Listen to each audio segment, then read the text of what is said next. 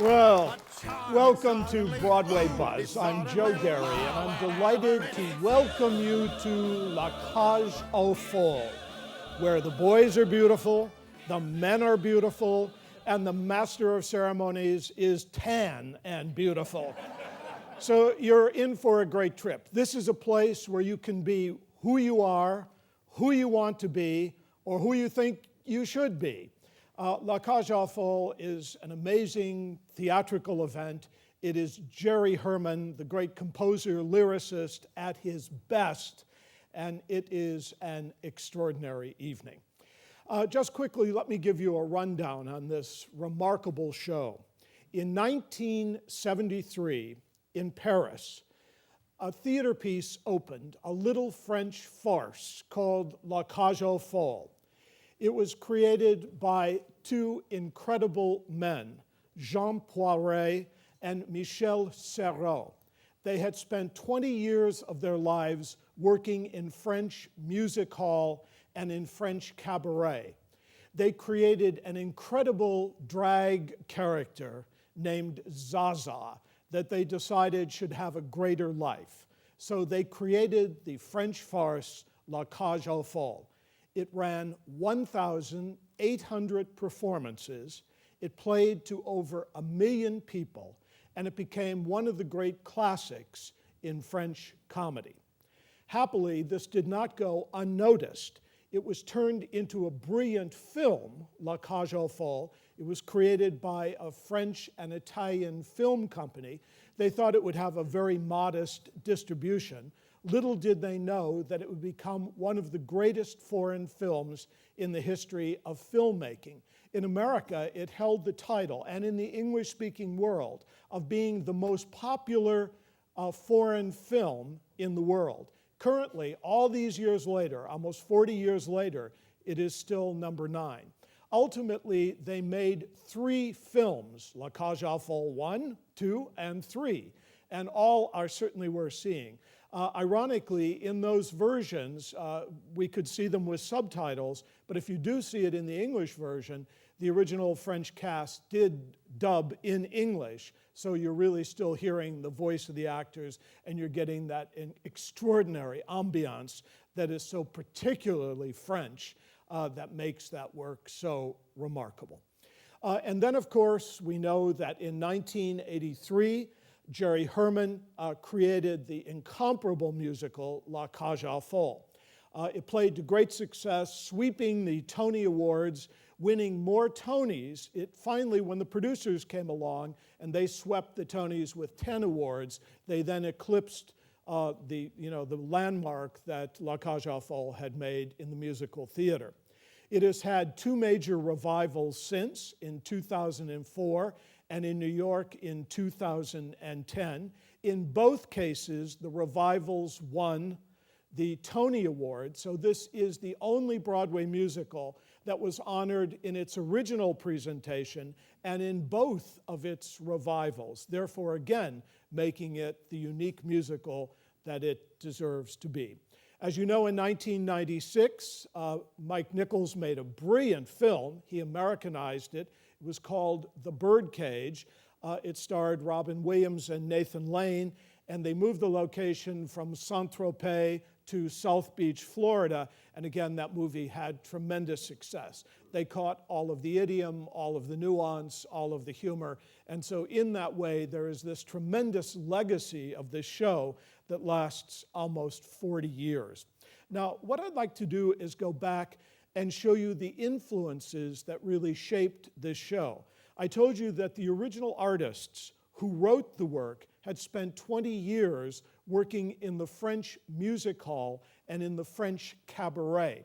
So let me just go back to that so you can understand how this would impact the show that you're going to see. And Jerry Herman, of course, being the sensitive theater artist that he is, when he created the words and music of this indelible musical, in my mind, it is his best musical. But when he created this musical, he caught all of the ambiance of the French culture that so shaped the making of this work. So when you hear the overture tonight, listen carefully to that concertina. it immediately takes you into the world of French cabaret. Everything Jerry Herman has done in this show, even though he's written unique and indelible music and very tuneful music, he's created this sense of time and place and atmosphere that is so right for the show. So let me sort of illuminate this for you. Okay, we start with the idea of French music hall. Keep in mind, in almost every culture, we have a music hall tradition, which means that we take the music of the country, the dance of the country, the idiom of the country, the humor of the country, and we put it together in some kind of confection, in some kind of entertainment that we really call a music hall entertainment. We know in America we called it vaudeville. We know that in England it was called music hall, and the end result is every culture defines its music, its dance, its humor, its point of view in a kind of variety show, music hall tradition. And that will very strongly shape the show that you're seeing. The musical takes place in La Cage aux Folles, the nightclub in Saint-Tropez, where Zaza is the ultimate star, where any fantasy can happen. And so this comes from all of that tradition of the music hall. I'd like to go back to France and the period of La Belle Époque. Now, we're talking about the 1890s. This is a period where they're building the Eiffel Tower. This is the period where the French tradition, as we know it, whether it's in the impressionistic art that defined Paris and France for us, or whether it was in the music and traditions that would come out of these music halls and the variations of these music halls. So, number one, let us look at the cabaret. The cabaret in France, the term cabaret was printed in the paper for the first time when a little bar opened called La Chatte Noire, the Black Cat.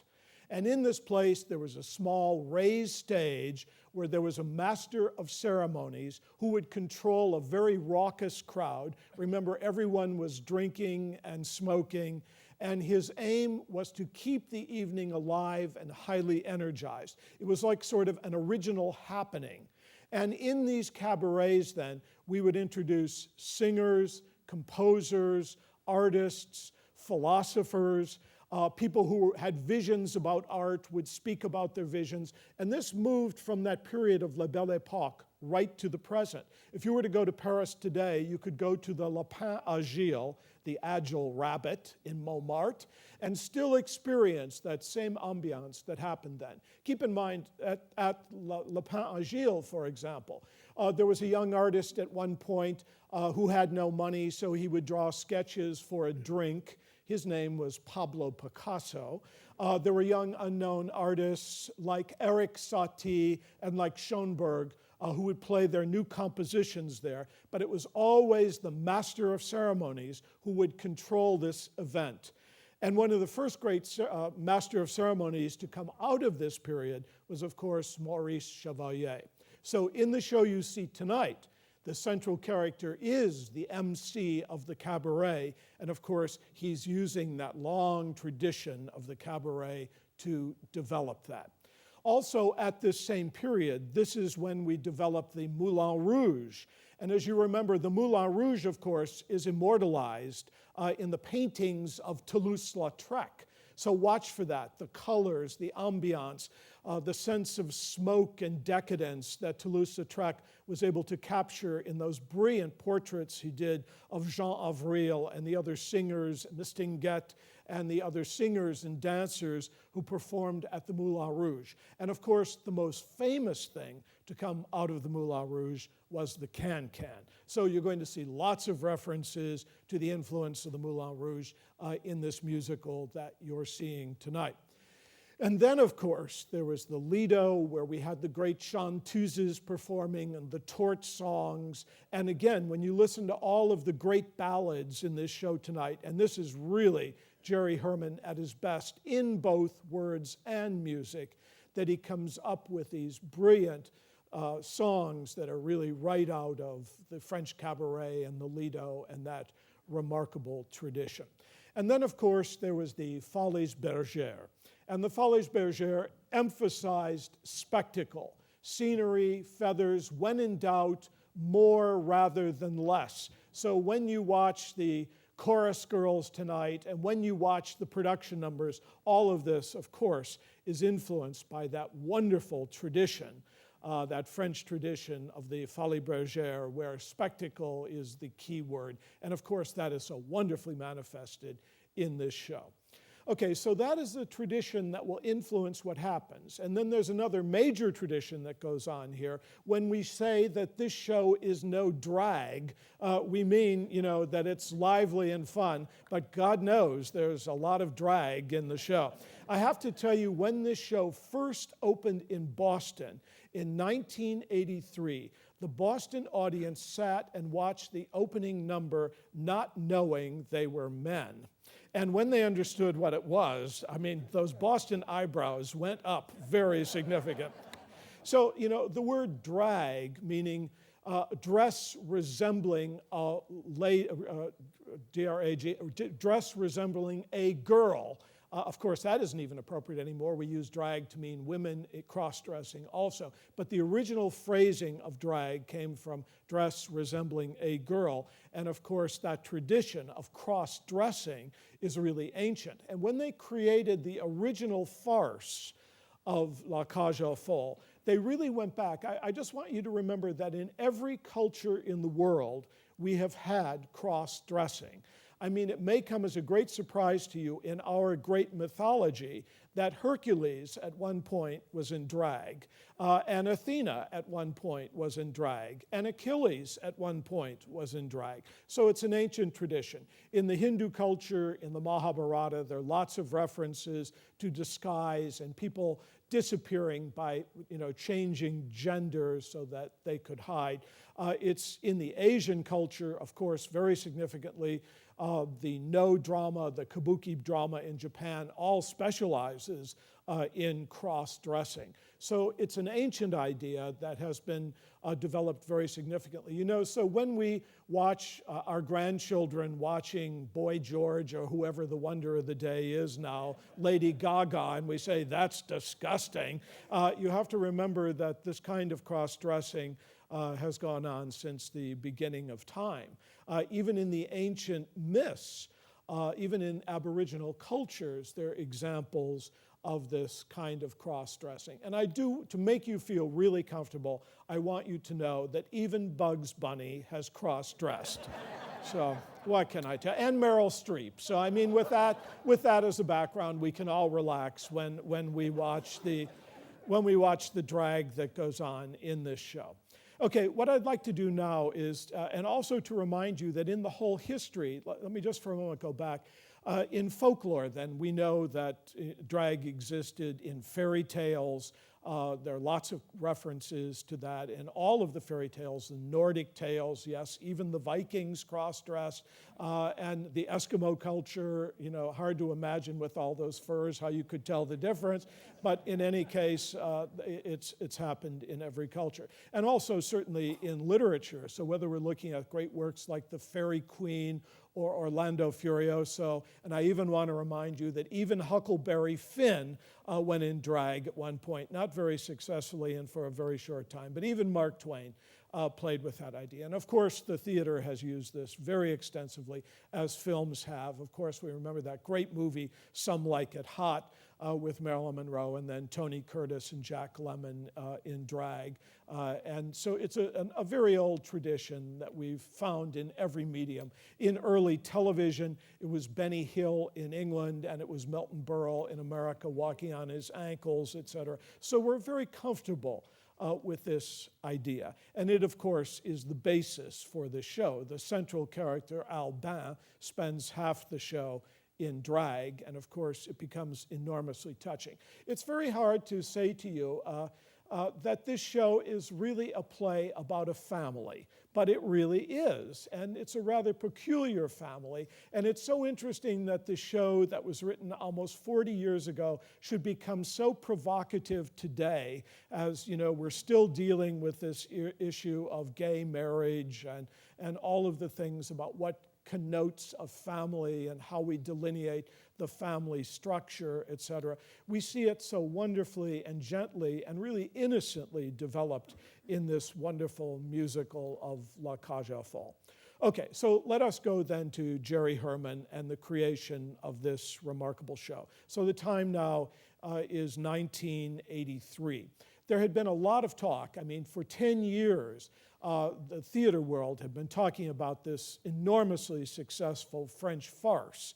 It's so interesting that the play version of La Cage aux Folles has really had no exposure outside of the French-speaking world. Right now, with the musical, they've tied up the rights to it, so it isn't possible to do it. But I do hope that at some time they do go back to the play, because that in its own right has its own very special charm, unlike the movie, unlike the musical. And it would really be worth exploring that once again for one of the intimate little theaters in London, like the Donmar Warehouse, to rediscover the play version of that work. But here we are now. Jerry Herman has it. It's been translated into English, and it's about to be turned into a major musical. Now, they had a remarkable original staff working on this production. Arthur Lawrence, of course, who was famous for countless works, West Side Story, and countless other great works on Broadway, would direct the show, and Harvey Fierstein would write the book. As you know, Harvey Fierstein won a Tony Award for his brilliant work called Torch Song Trilogy. Harvey Fierstein was one of the first commercial actors who really exposed his sexuality and said, yes, I'm gay, yes, I perform in drag, yes, this is the story of my life. And when he wrote Torch Song Trilogy, which is an amazing work, it's about his journey of self-discovery, in his discovery of finding out who he really was. It comes as no surprise that one of the great songs of this show will be I Am What I Am. All of the artists involved in the creation of this show went through this kind of sexual journey, and so it was very powerful and very dear to all of those people who were creating the original work. But keep in mind, let me just go back to Jerry Herman for you. You know, he's incomparable. In my mind, there is no other composer lyricist who better exemplifies Broadway than Jerry Herman. Listen very carefully, even in the overture, even when you first hear that concertina sound. Listen to how he builds everything. Jerry Herman never states anything. He states it, he contradicts it, he builds it, he puts it in halftime, he puts it in double time, he stops it, he gives it key changes, he takes every number and gives it the Broadway treatment.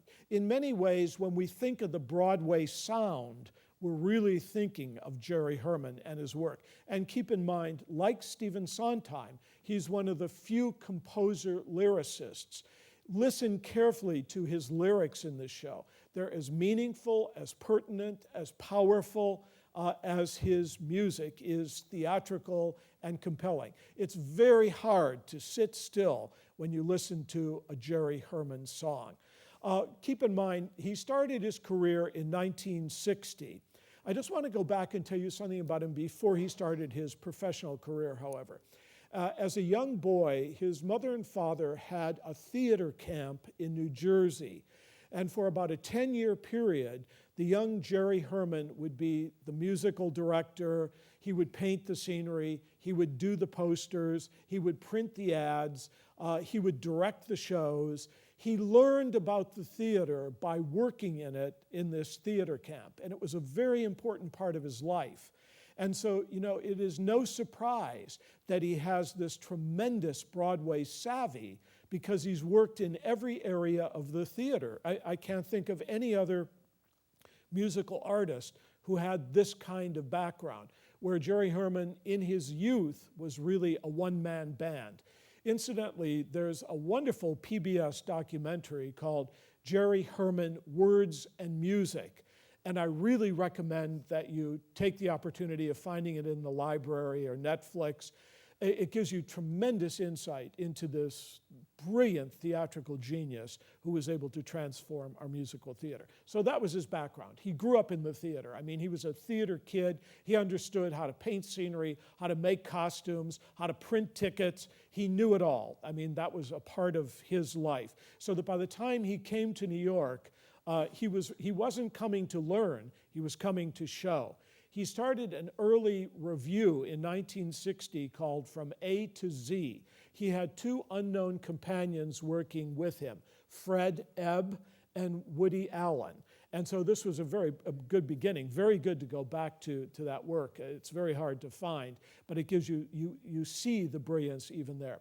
The 60s would be very good to Jerry Herman. This is when, of course, he would create three of his giant hits, Hello, Dolly, Mame, and Dear World. And, he established the Jerry Herman sound. I mean, we know what brilliant roles he wrote for women. So whether it's Dolly Levi in that indelible number when she comes back to the Harmonia Gardens and everyone sings Hello, Dolly, you really can't stay in your seat when you hear that song. Or Mame, all of those endless songs, The Lady with the Bugle. You just can't sit still when you hear that brilliant score from Mame. And the same is true from Dear World. Dear World is a show that isn't as well known as those other two. It's based on The Mad Woman of Chaillot, and it starred Angela Lansbury. And it's really has an amazing score. In the 70s, and Jerry Herman did Mack and Mabel, which many people feel is one of his best scores. There's a very big cult following for Mack and Mabel. Recently, a couple of years ago, at the Shaw Festival at Niagara-on-the-Lake in Canada, they did a really distinguished, in my mind, I thought it was the definitive production of Mack and Mabel that was done, and it made you realize the real power and brilliance of that show. And then he did another show in that period called The Grand Tour with Joel Grey. Again, it didn't have the success that his earlier works had. And so when La Cage aux Folles came along in 1983, he was really ready for another big hit. And in my estimation, La Cage aux Folles is his greatest score with the greatest and most provocative lyrics that he ever wrote. So listen carefully when you listen to this score today. It's not only the melodies, which are all enormously contagious. We have all these other Broadway shows where you leave and you can't remember one line of melody. When you leave a Jerry Herman show, you can't sleep for 2 days because you can't let those melodies get out of your head.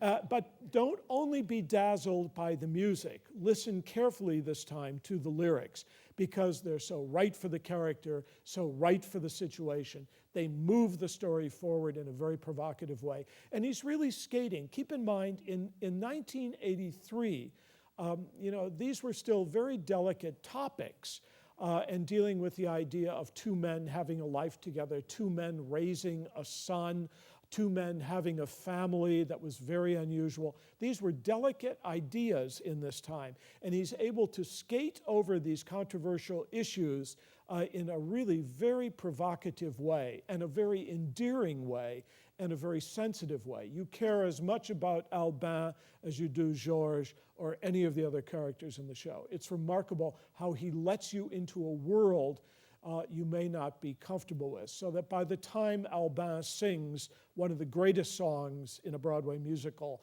I Am What I Am, it is truly an anthem song. We have all, in our own ways, gone through issues in our lives, maybe not Albin's issues certainly, but in any case, we've gone through issues where we have to come to terms with who we are and can we really live up to being who we are and who we want to be. It's an amazing song and beautifully developed in the framework of the show.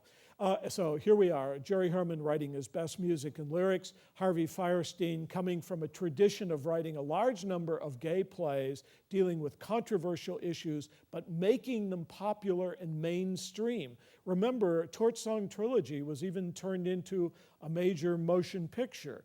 So Harvey Fierstein also, in his way, was able to move those issues, the sort of gay literature, to the forefront where we could deal with it without simply judging it and rejecting it. Okay, and then Arthur Lawrence gave it an elaborate production. Now, let me just go back and talk to you for a moment about that original production in 1983. It swept the Tony Awards, as I told you. But basically, it was very grand. It was very slick. It was very spectacular. And you thought that Albin was working in the greatest cabaret in the world, and the costumes were over the top, fabulous, and everything was glitzy and grand and perfect. There's something in the story when you read it carefully that makes you realize it could be a little gaudy, a little tawdry, a little less Broadway and spectacular. And that's what this version has given you. So let me move then to this revival that really started in England at the Meniere Chocolate Factory. Now, the Meniere Chocolate Factory, if you've never seen it, is a 150-seat theater on the South Bank, very near the Globe Theater. It was an old French chocolate factory. And in fact, in 2004, a group of very innovative young artists said, this is a perfect place to do theater. No one is going to be further than 3 to 5 feet away from the stage. So it's a very intimate space. The emphasis was next to no scenery, next to no costumes. The emphasis is on the story and acting. And obviously, when you perform in a space that's intimate, you have to perform very microscopically, so therefore all of this truth comes out. They developed a brilliant production of Sunday in the Park with George, which transferred to the West End and subsequently New York. They did a brilliant production of the La Cage aux Folles, which transferred to the West End and transferred to New York in 2010, and that's the version you're seeing. You also know that A Little Night Music was reconceived there, moved to the West End, and moved to New York. Keep in mind, when Trevor Nunn redid A Little Night Music, they spent 2 weeks sitting at a table talking about the text before they ever started to move into the singing of the show. And when you saw Catherine Zeta-Jones and Angela Lansbury do it on Broadway, if you were lucky enough to do that, you realized that there was this tremendous dimension and truth in it that really came out of the Meniere Factory aesthetic. The hope is that the Meniere Chocolate Factory will also have a home in New York sometime, because this idea of, we know that every show costs millions of dollars. A Broadway musical costs at a minimum of $12 million, and here we are. When they mounted La Cage aux Folles, it cost $700,000 at the Meniere Chocolate Factory. It then moved to the West End and moved to New York, where it's now in a very elaborate production. But just watch the difference. I mean, if you remember that original version, it was glossy and theatrical and total Broadway. This time it's a little grittier. The boys, you couldn't fool even the Boston audience. No one in that opening number would think they were seeing women on stage. They know they were seeing men, and this is deliberate. So they've created another way, as in any great work of art, for you to see this show.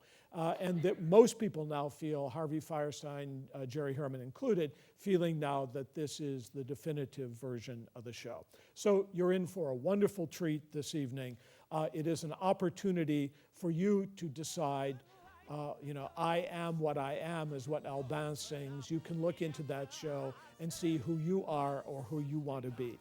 It is a play of fantasy and beauty and simplicity, and it is a kind of family musical. So enjoy this extraordinary work.